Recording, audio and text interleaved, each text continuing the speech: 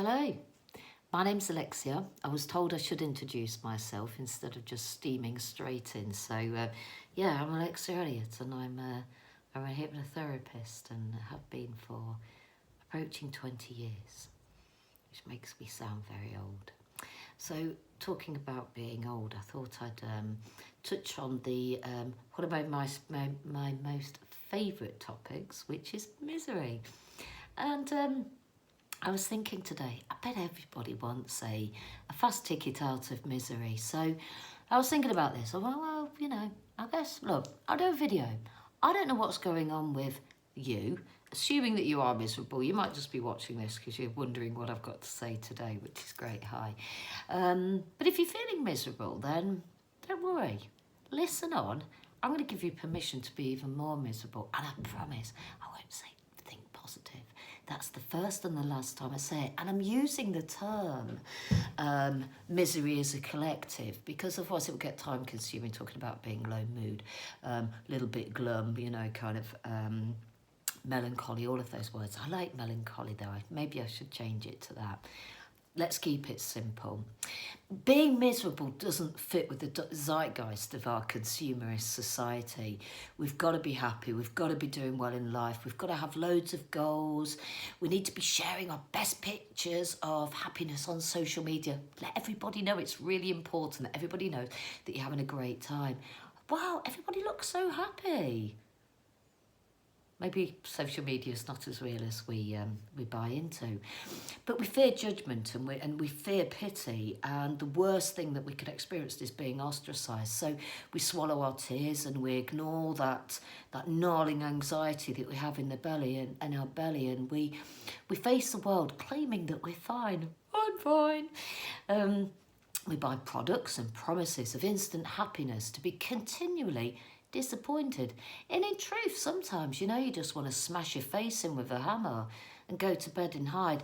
And for those less inclined for drama, you might just scroll through some shit on the TV or, kind of do a Netflix binge, or just have a scroll through Instagram while sipping your wine. I've experienced quite a lot of misery in my life, and despite it being the most horrendous feeling, I'm actually a big fan of misery because I really feel that it is, and I've experienced the fertility of misery. So what I say to you is don't fight it, soften into it, because honestly, it's the only way out. Fast exits from misery without going inside and tidying up those inner caverns of your skull will become costly and tiresome.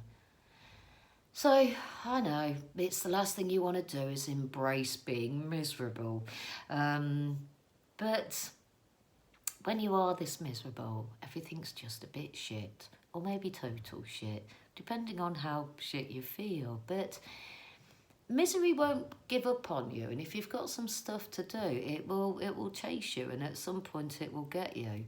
I've had that experience as well. So not only am I talking from personal experience here, that I've been fortunate to spend mostly my entire working life with people struggling with Mother Earth's tough love. And I'm continually surprised at what people can face and change when they decide to do it. I know that they can do. So misery isn't a bad thing. It's a fertile place. It does pass. It's not the end of the world. And if people fall out with you because you're miserable, well, that's probably quite cathartic as well. So the other thing with this is that when you're that miserable, you have like a general loathing for society. So you can hide this, but actually it just kind of puts a grey cloud over everything. And setting goals or being happy, it just feels so pointless. So give up on setting goals. Give up on beating yourself up. Okay, you think you're rubbish. It's not true. Maybe your partner thinks you are, or your overbearing boss, or your kids, and maybe you act a bit like a twit, but I know that you're not rubbish, and you do too. So let go of that one and practice a bit of self-kindness. What I would recommend is writing. I'm a big fan of writing, and it's a really cheap way to actually kind of clear a lot of stuff out of your head. Highly recommend Julie Cameron's book, The Artist's Way. I've had about 6 copies of this and I end up giving them away. I'm not giving any more away, so go and buy it.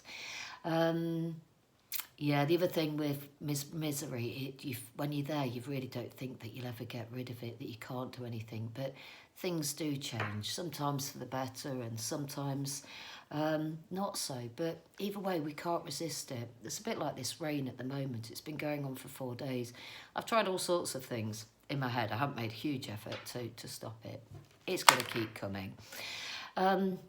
So nature teaches us to flow, and when we're in flow, we can relax into those swamp plans of the soul, familiarise ourselves with it, learn to understand how to navigate that place, and knowing that whatever you plant and prune in that fertile ground of what's going on here, at some point it will emerge in the outer world, a little bit like a plant, more beautiful and hopefully not totally green, because being green is problematic unless you're an alien. So look, I'm rabbiting on now and I need to get ready because I've actually got a client and I've been out in the rain and my hair's flat, and yeah, that's it for today, folks, and bye.